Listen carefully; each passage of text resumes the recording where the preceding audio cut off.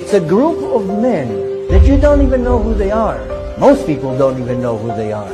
And this is a group of men that got together many years ago with one agenda that is called a new world order. Every government in the world has a secret government behind it that run the show. If you think that the president, the prime minister, you think they're doing it, they're puppets. They control armies, nations, governments, all the money in the world, all the richest families in the world, Rothschilds and the Rockefellers and anyone that somehow made money within a very short span of time has to be part of it. And you think that Mike Zuckerberg owns Facebook? He's a puppet. Facebook was created for their manipulation.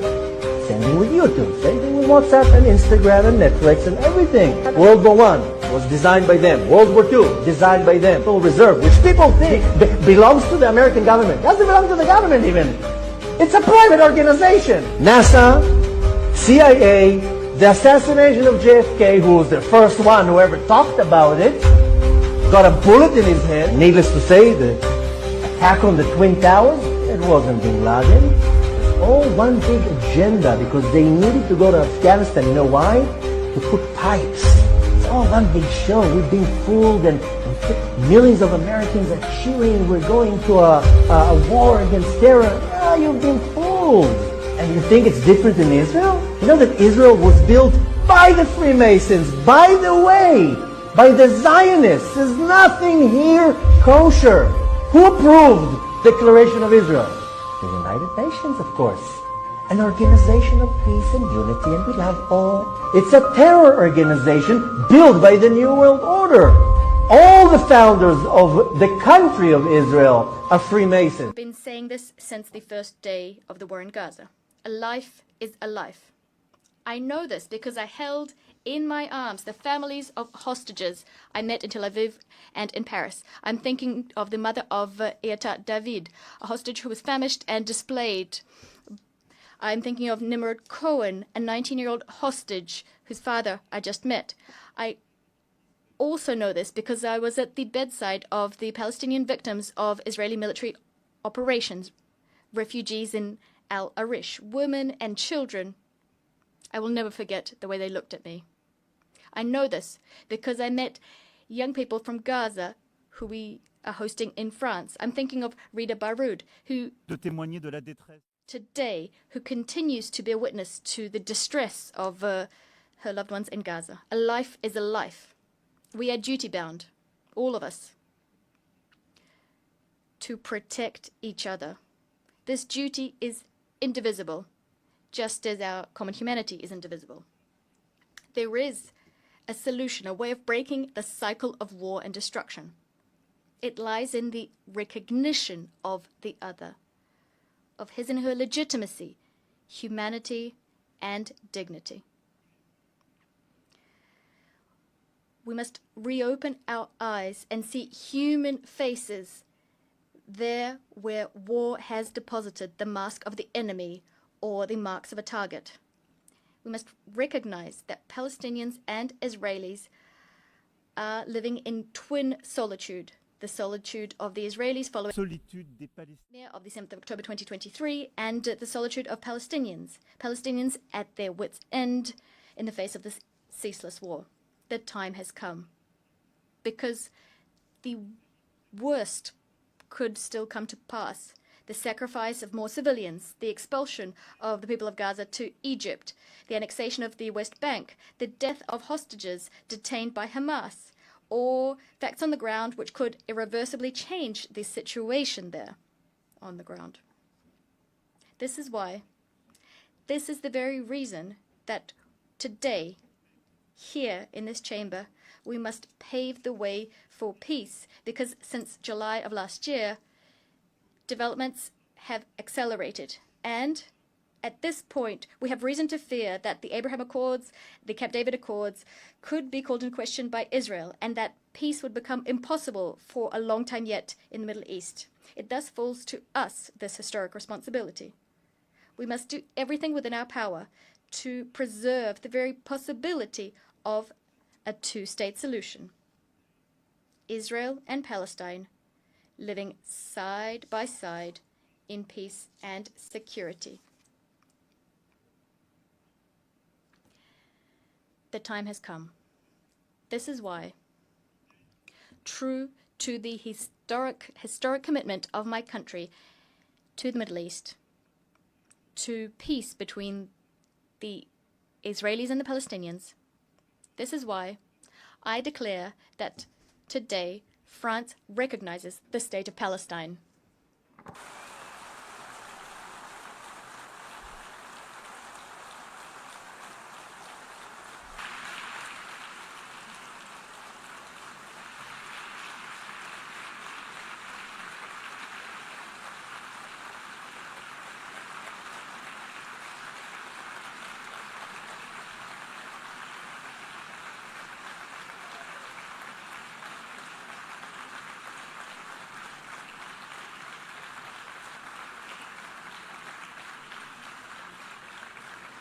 Cette reconnaissance This recognition is a way of affirming that the Palestinian people is not a people too many. On the contrary, this is a people who never says goodbye to anything, as Mahmoud Darwish said. A people with a strong history, roots, and dignity. The recognition of the legitimate rights of the Palestinian people takes nothing away from the rights of the people of Israel, who France supported from day one, and to the respect of which it is staunchly committed. This is why we're so convinced that this recognition is the only solution that will allow for Israel to live in peace. France has never wavered standing by Israel's side, even when its security was at stake, including when there were Iranian airstrikes.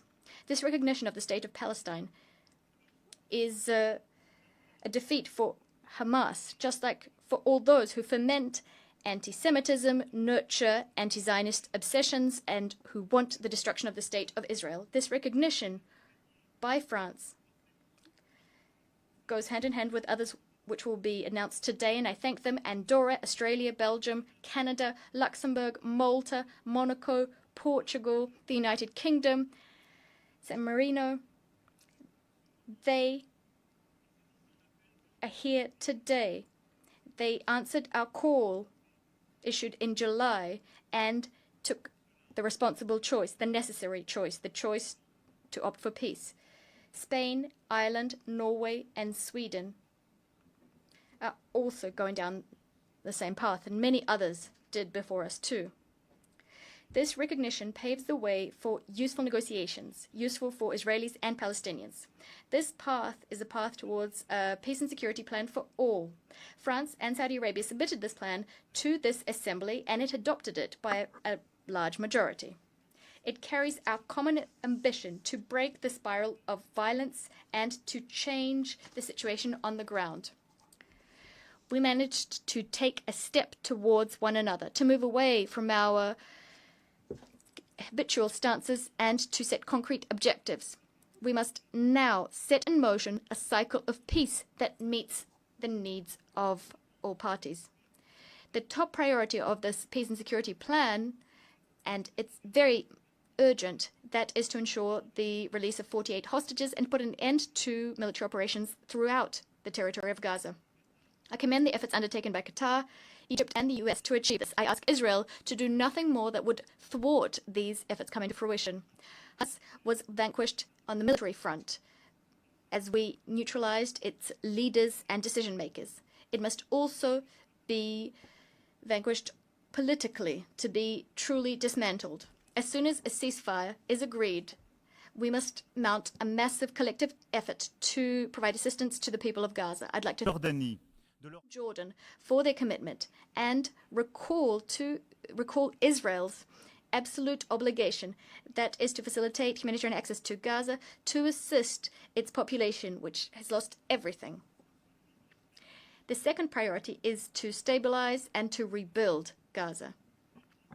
A transition administration incorporating the Palestinian Authority, as well as the young people of Palestine, together with security forces, the establishment of which we will accelerate, will have the monopoly over security in Gaza. It will implement the dismantlement and disarmament of Hamas.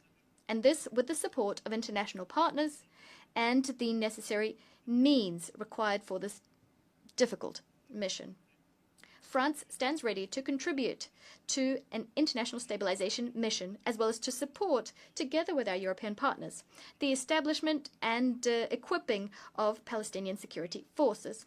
As soon as negotiations permit, the Security Council could decide to deploy a civilian and security support mission, liaising with the Palestinian authorities and with the consent of the Israeli authorities. Furthermore, it'll be up to the state of Palestine to give hope to its people, tested by years of violence and occupation, division and negligence. It will be up to the state of Palestine to give its people a framework for democratic expression, a framework that's been renewed and that is secure. President Mahmoud Abbas committed to this before Prince Mohammed bin Salman and myself. He forcefully condemned the terrorist attacks committed on the 7th of October 2023. He reiterated his commitment to disarming Hamas and committed to excluding Hamas from future governance in Gaza, as well as from future governance throughout Palestinian territory. He reaffirmed his commitment to combating hate speech and promised an in-depth overhaul of Palestinian governance. France will pay close attention to the full implementation of all of the commitments made to us. This renewed Palestinian Authority is a necessary prerequisite for the success of the indispensable negotiations we'll need to resume to come to an agreement on each of the final status issues. It's within this framework that I will be able to decide to open an embassy to the state of Palestine as soon as all of the hostages detained in Gaza have been freed and a ceasefire has been established. So neutrality is not an option. I'm sorry.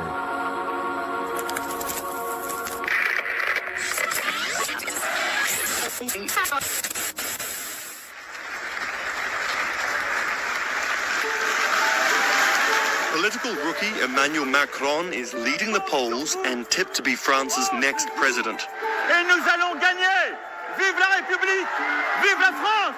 The 39-year-old's meteoric rise has shaken the political establishment while also being its last hope. His centrist, pro-European, open-border views stand in stark contrast to the rising voices of Europe's resurgent far-right. This is how Macron's unabashed ambition drove him from star pupil to banker to political rebel and now the hot favorite to lead France. Macron was raised in the town of Amiens, 2 hours north of Paris. This is the house he grew up in. The eldest of 3 children from a family of doctors, he attended a Jesuit school.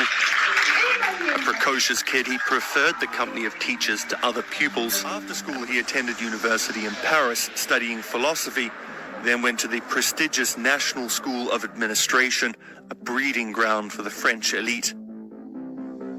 He worked for 4 years as an inspector at the Ministry of Economy before moving to the renowned investment bank Rothschild. Why is the world divided like this? It is not by accident. All of this is by very meticulously planned action. It is all done by design through the control systems that run our world. All you got to do at all times is follow the money. You'll get to the top and discover the Rothschild banking empire. With trillions at his disposal, far beyond global GDP, and with the greatest respect, beyond even the governments of the world's leaders. And their cronies, the banking families, and what is often referred to as the royal political elite. These families that control the world did not suddenly come into power in the last 100 years. We're talking about thousands of years of royal bloodline control of the world. Macron was quickly parachuted into managing a massive acquisition. Nestle has agreed to buy Pfizer's infant nutrition business for almost $12 billion. When the deal went through, he got a big payout. Then in 2012, Macron was offered a position working for the new president and a personal friend, Francois Hollande. 2 years later, Hollande gave him the prestigious position of Minister of Economy. He was 36. He secured the most votes of any candidate in the first round, putting him into a runoff with another political outsider, the far-right Marine Le Pen. Still, it's not all smooth sailing into the Elysee Palace. Macron has many critics on both sides of the political spectrum. I believe in the post-COVID world without reaping the benefits and learning the lessons from what we have experienced. Our societies are vulnerable because nature is reminding us of this.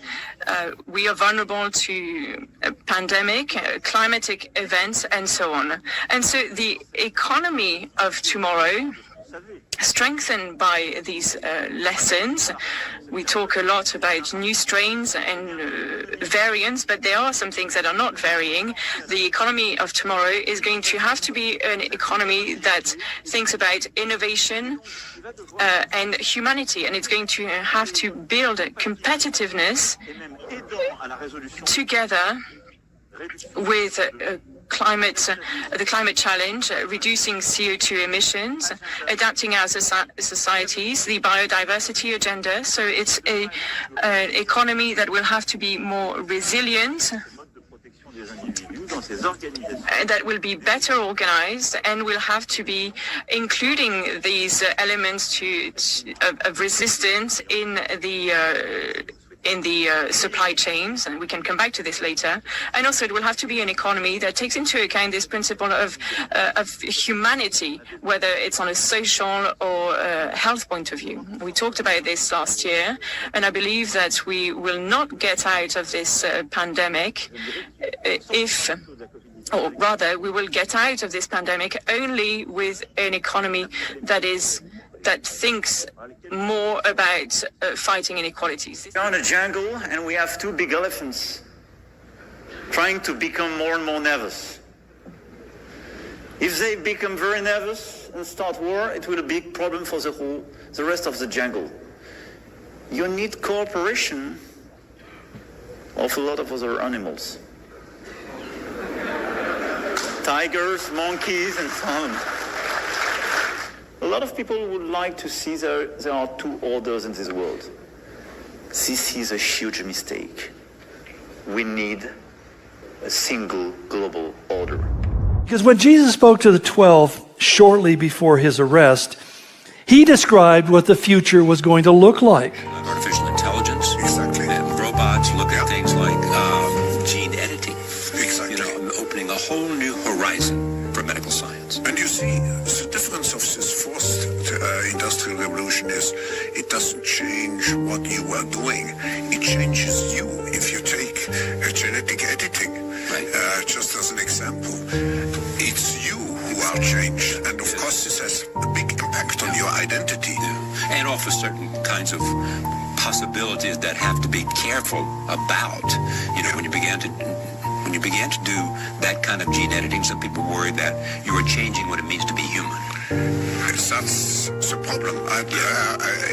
Of course, the new industrial revolution offers us many opportunities, but it raises manifold questions on the ethical, but even legal implications, and we have to be prepared for it. So I want to talk to you today about the future of our species, and really the future of life. We are probably one of the last generations of Homo sapiens. Within a century or two, Earth will be dominated by entities that are more different from us than we are different from Neanderthals or from chimpanzees.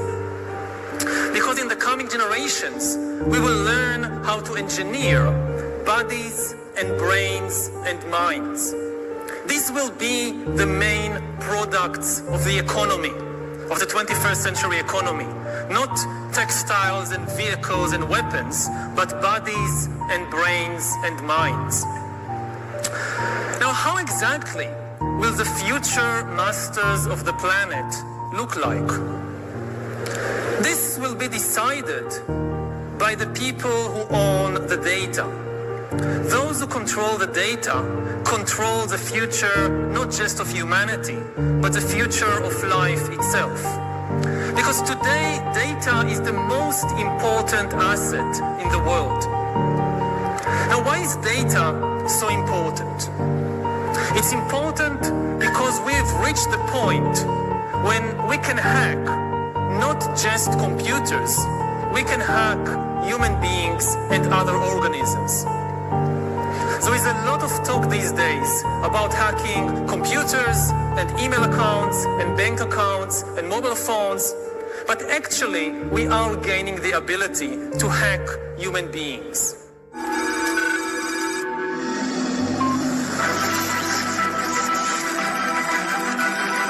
Biological knowledge multiplied by computing power, multiplied by data, equals the ability to hack humans.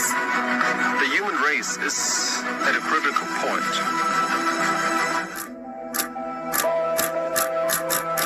Al final, de lo que se trata es de organizar una gran entidad o varias entidades supranacionales que sean las que dicten el nuevo orden de cosas, el nuevo orden mundial.